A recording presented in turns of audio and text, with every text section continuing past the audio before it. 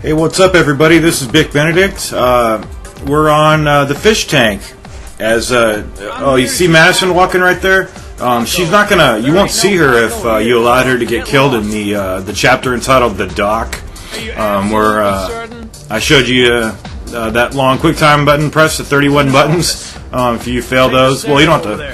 I think you only have to fail a couple, and then they give you some pretty good leeway. But this is so awesome here. You're walking up to Paco's office, and this is right as Madison's leaving the place. So this guy, he got free of his bondages, but what's happening here is that the killer is in the room now. So these sequences of events, it's right after Madison left the room. So this guy, he just got out of his, his hands were tied in place right by the masking tape in the chair. So he got out, and then the killer paid him a visit, and you could tell right here what he says, Paco, because Paco owes him a pretty big debt because the killer.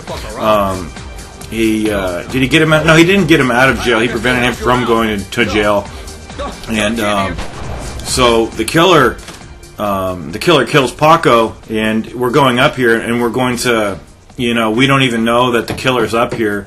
It could be Paco for all we know, right? So we're going into the room, and this is a chapter where, just like the Madison chapter, we're almost, closing in on the final part of this game here. So these are parts where you can potentially die, and you can die here. And I'm going to fail all these QuickTime buttons on purpose, just to show you that you can die here. So you get, right as you're putting your shades on, the killer is going to hit you from the back, and I think.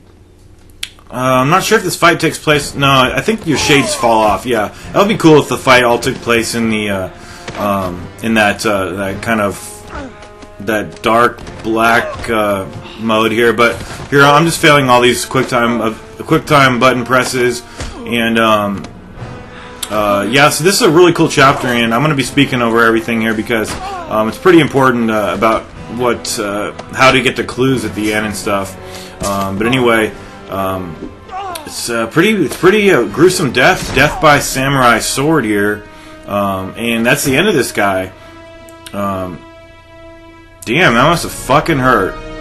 But anyway, wow, that's and it kind of looks like you might, I don't know, they kind of zoom in on your eye here for a moment, and there's really no hope for you right there, but so now I didn't save my data here. Well, actually, what did I do? Yeah, if that ever happens to you, it's really easy. You just go to the chapter select, just start the chapter over again. There's not too many buttons here to press, and you can fail a couple of them, like I said in the opening of this video, and you'll still win.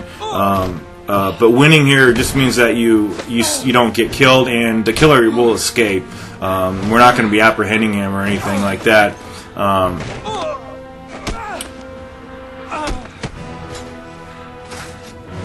So yeah, just evade these with the button presses here.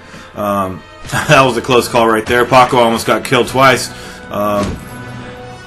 It's just really interesting to know about all these scenarios and stuff, and if I had more time, and if this is like the only game I ever played, I would do every little scenario and everything, but who has time for that? I mean, I have time for one guide, and I just have other projects I want to do too, so, but I'm sure you can find everything. There's nothing on YouTube you can't find within reason, unless it's like really rare or something.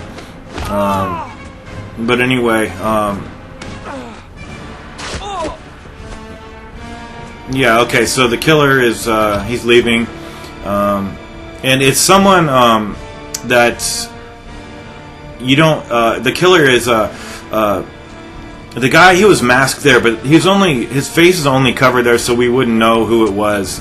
I think ordinarily he would just come and go, and, he would be one of Paco's, guests, and, he wouldn't need like an appointment to see Paco because Paco was so indebted to him and probably scared of him.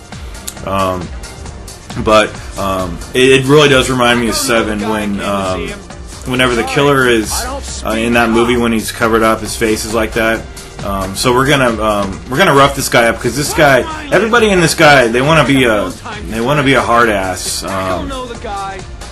So that was a pretty good shot right there. This guy is we're trying to do the right thing in life, you know, trying not to take that drug that this guy is always tempted to take. And I thought there might be a trophy here for getting the clues, but so what's going on here is the game's not going to let you exit the club until you do the clues. And once you go in the room, you're looking for, I think there's 6 clues, and there's no trophy. Like, did I say that a moment ago? I can't remember. I was looking at my phone, but the clues. Oh yeah, I sped all this up. It just takes a while, and I'm always trying to. Oh, right there, changing the view right there helps you see where the killer's gun is. That's the killer's gun. There's 2 guns in the ground. That's the one that we need to log into the evidence. The other one is our gun, which I think you need to grab before you can even leave the room too. So you need to get Paco's prints off of. Okay. Also, you need to get the .44 caliber slug. You need to look at Paco's body. You need to get Paco's prints that are on. I think they're on several places because this was his office, so they're in several areas here. What you also need is you need to. Okay, yeah, that was an accident right there. Me getting that off of there. But you do need to also look at the. You look at the body, examine the body. And get the orchid. I was trying right there to find the orchid. There we go. You press up in that area. It's right where the boxing that boxing bag is right there. Can't remember what that called. That goddamn thing is called the punching bag. That's what it's called.